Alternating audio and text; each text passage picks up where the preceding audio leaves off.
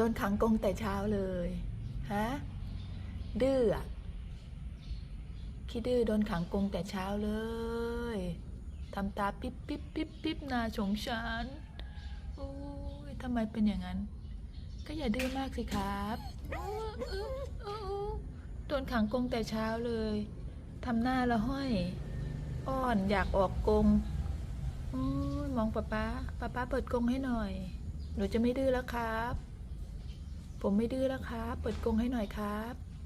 เห็นหน้าไหมน่าสงสารจังเลยฮะตะกี้ยังไม่เป็นอย่างนี้นะ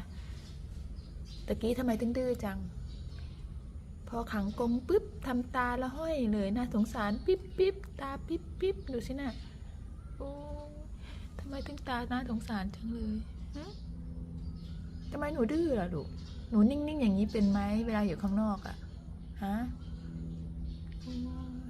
ดูสินะ